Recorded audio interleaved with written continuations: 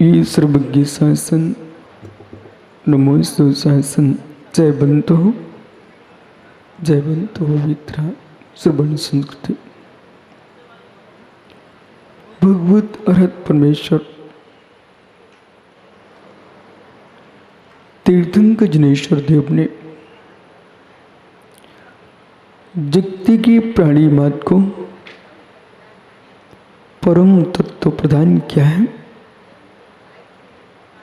संपूर्ण विश्व अज्ञान की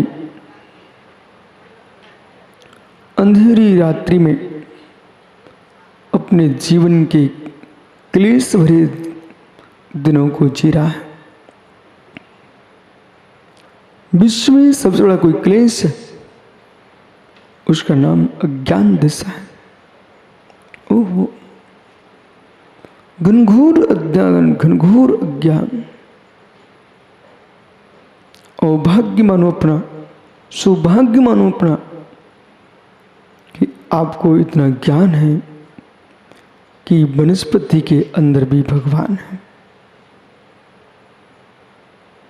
ये तुम्हारा प्रबल प्रचंड पुण्य का उदय है कि आप एक इंद्रिय वनस्पति के अंदर भी भगवान को मानते हो। ये पुण्य तुम्हारा तीव्र है। पृथ्वी के अंदर भी तुम भगवान स्वीकारते हो, जल के अंदर भी भगवान स्वीकार करते हो, ज्ञानी अग्नि के अंदर भी भगवान देखते हो। अज्ञानी कुछ भी नहीं देख पा रहा है।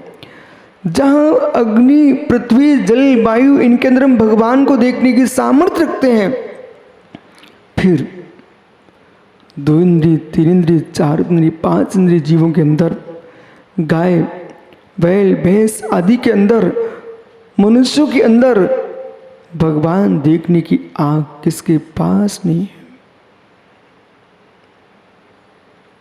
परमात्मा की अचेतन मूर्ति में जगदीश भैया भगवान को देख करके सिर टेकने से तो तुमको पुण्य मिलेगा, सो ठीक है, लेकिन मित्र विश्वास मानो, जो चलते फिरते जो जीव हैं, जो नहीं चल रहे, नहीं पढ़ रहे हैं, ऐसे एक इंद्रिय वनस्पति आदि जो जीव हैं, इनके भीतर शक्ति रूप परमात्मा को देखोगे तब भी तुमको पुण्य का बंध होगा, पाप का क्षय होगा, करुणा की आंख खुलेगी, विवेक की बुद्धि जागृत होगी। एक वे जीव है, नल की टोंटी खोल करके नीचे बैठ करके साबुन चल रहा है, सोडा चल रहा है, जीव बह रहे हैं, अग्नि कायक भी, जल कायक भी, जलचर भी। शरीर स्वच्छ होना चाहिए। एक वे जीव है, स्नान मूल गुण का पालन करते हुए यदि मेरे मस्तिष्क पर जो पानी जाएगा, मेरा शरीर गर्म है, उस गर्म शरीर पर पानी की ठंडी बूंद पड़ेगी तो उन जीवों को पीड़ा होगी। दिगंबर मुनि कभी स्नान नहीं करते। विराजो, अब करो निर्णय अपने आप में ज्ञान से, करो निर्णय अपने आप में ज्ञान से कि मेरा जीवन सत्य है, कि मेरा जीवन सुंदर है, कि मेरा जीवन सत्य भी और सुंदर भी है। ए मित्र, पड़ोसी से मत पूछने जाना, पड़ोसी से पूछने मत जाना, पड़ोसी से पूछने मत जाना। ज्ञानी, ये अपने आप से पूछना। जिसने अपने जीवन में स्वप्न में भी कोई अनाचार नहीं किया होगा, जिसने अपने जीवन में स्वप्न में भी कोई अनाचार नहीं किया होगा, वे ही मुस्कुरा के बोल सकते हैं। जीवन में अनाचार न किया हो, वो वर्तमान में सदाचार में जी रहा हो, वे सुंदर भी हैं और सत्य भी हैं। दल बल के बीच में, दल बल के बीच में संभल के बैठना, ये न सत्यता है न सुंदरता है। दलबल के बीच में मित्र चमक के बैठना न सुंदरता है न सत्यता है। वन खंड भी क्यों ना हो, तुम्हारा जीवन अनाचार शून्य है तो सत्य भी है, सुंदर भी है। इधर देखो मेरी तरफ, आप लोग सत्य हो, सुंदर हो, इनका जीवन सत्य है, जीवन सत्य है? नहीं। सुंदर है? बोले नहीं। बोले क्यों? वस्त्र आभूषण की चमक को तुम सुंदरता कह रहे हैं अपनी, क्रीम पाउडर की चमक को सुंदरता कह रहे हैं आप अपनी, ये सुंदरता नहीं है। ब्यूटी पार्लर में जाकर के मित्र बन के आ जाना, ऊपर मंच में तुम सुंदर दिखो, ये सुंदरता नहीं है, ये सुंदरता नहीं है मेरे मित्र, सत्यता भी नहीं है। कपड़े पहन करके विकारों को ढक करके घूमना, ये सत्यता है? ये सत्यता भी नहीं है।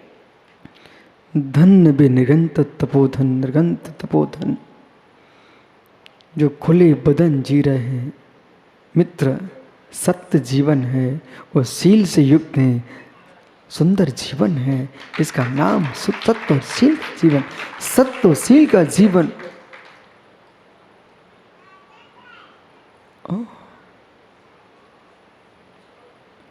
दादा धनचंद जी है मित्र, सत्य भी जियो, सुंदर भी जियो, एक ही उपाय है, उसका नाम वीतराग मार्ग।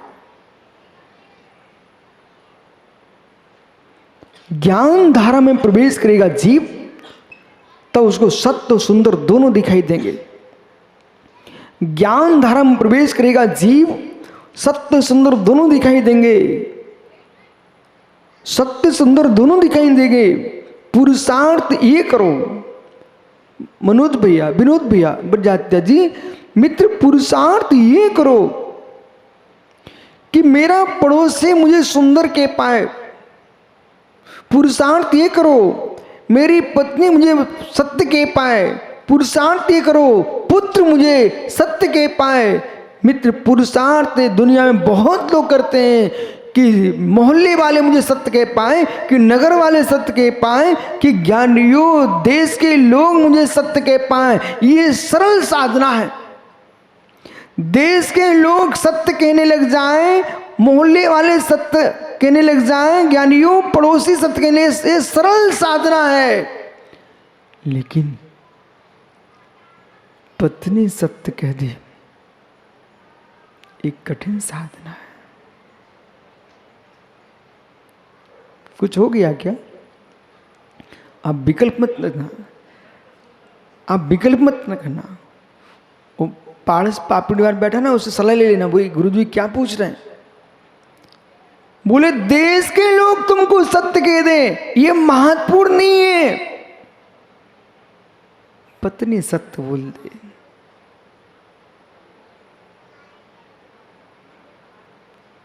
इधर क्यों देख रहा है मित्र?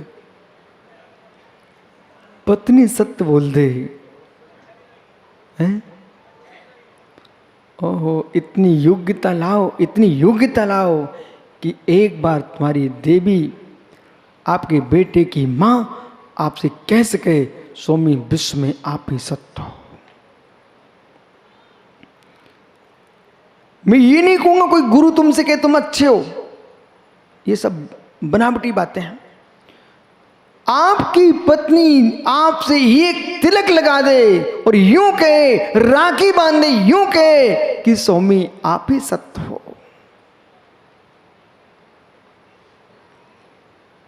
यदि कोई कहे रायपुर में कि बड़ियात्या जी का सम्मान राष्ट्रपति कर रहा है, प्रधानमंत्री कर रहा है, इसको मैं महत्व बिल्कुल नहीं दे पाऊंगा। मैं महत्व ये दूंगा जब बड़ियात्या जी की पत्नी कह रही है गुरुजी हम अपने पति का सम्मान करने जा रहे हैं। बोले क्यों? इसने हमारे साथ सत्य जीवन जिया है।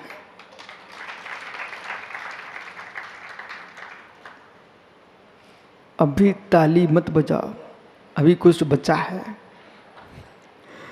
मित्र, अभी ताली मत बचाओ, अभी कुछ बचा हुआ है। अब क्या बचा? जो से जी अभी बहुत कुछ बचा है।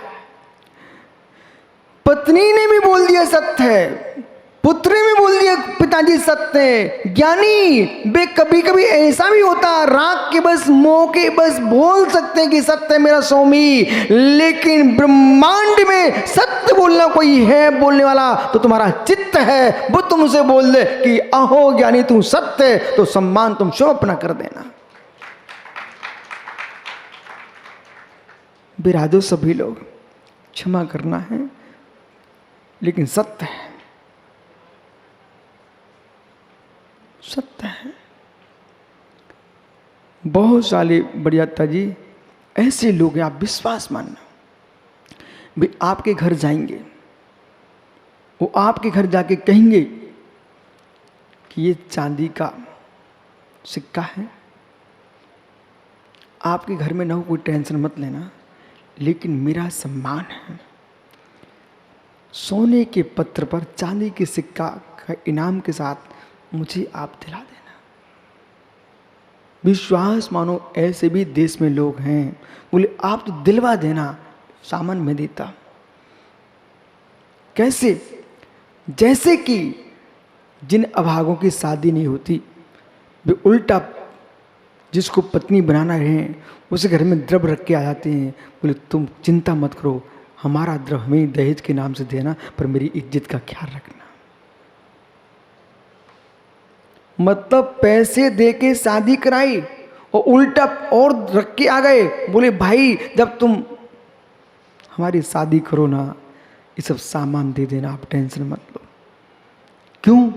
क्योंकि हम मित्रों से कह सकते हैं कि हमारी ससुराल में ये सब कुछ मिला है, पर सत्य है कुछ भी नहीं मिला।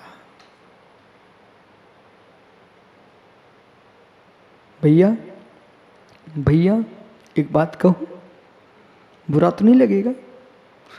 अच्छा लग भी जाए तो करोगे क्या? कुछ नहीं कर सकते, तो सुन ही लो। अब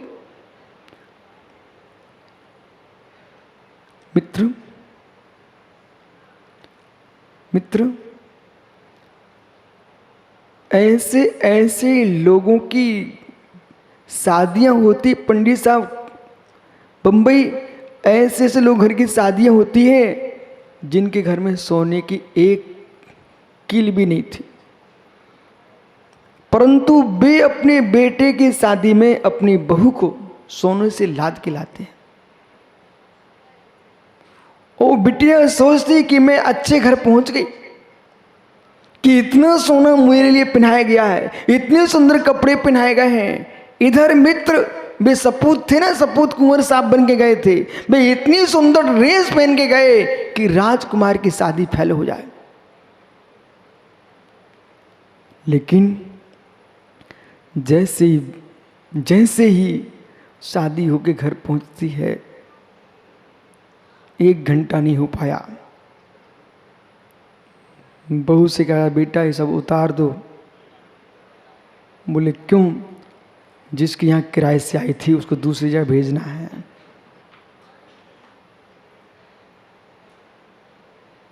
ये सत्य नहीं है क्या? सत्य नहीं है क्या? पूरी ड्रेस दूल्हा की सजी रखी थी, भैया वापस करना है दूल्हा राजा। अब सुनिए बात, मुख्य विषय क्या है? विषय ये है कि ज्ञानी सुधीर भैया तुम किराए की ड्रेस से पहन करके, किराए के वस्त्र पहन करके, आभूषण पहन करके किसी श्रावक की कन्या से शादी रचा के तो आ सकते हो दगा दे करके कि मैं धनपति हूं। मित्र सुनिए मैं क्या हो रहा हूं, किसी श्रावक की कन्या से तुम शादी करा के आ सकते, मैं धनपति हूं किराए की ड्रेस पहन करके, पर किराए का भेष बना करके भगवान नहीं बन सकते, मुक्ति कन्या से शादी नहीं कर सकते हो। महात्मा यशोधर सागर जी किराए की ड्रेस से किराए की बग्गियां हो जाती हैं, किराए की घोड़ियां हो जाती हैं, किराए के हाथी आ सकते हैं, परंतु मेरे मित्र किराए की मुनि मुद्रा से मोक्ष नहीं मिल सकता।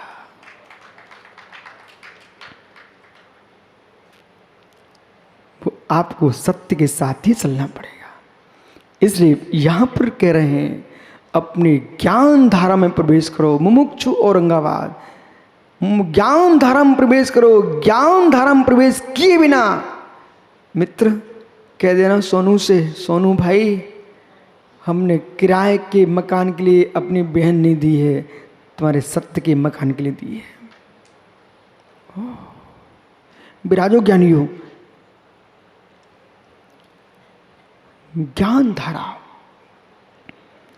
जब ज्ञान धारा में जीव प्रवेश करेगा तो उसको बोध हो जाएगा, निर्णय हो जाएगा कि मेरा जीवन किराए का कितना है और निजी कितना है। भैया समझो, मेरा जीवन किराए का कितना और निजी कितना है। पर की बुद्धि से जो जीता है अविनाश, उसका जीवन किराए का है। पर की बुद्धि से जीता है उसका जीवन किराए का है। पर के सोच से निर्णय करता है उसका जीवन किराए का है। मतलब उसकी निजी प्रज्ञा का कोई काम ही नहीं है। ओहो, और जो जीव पर बुद्धि से जीता ना सुब्रत सागर जी, लोग उसका मोहबरा बना लेते हैं। आपको पता ही है,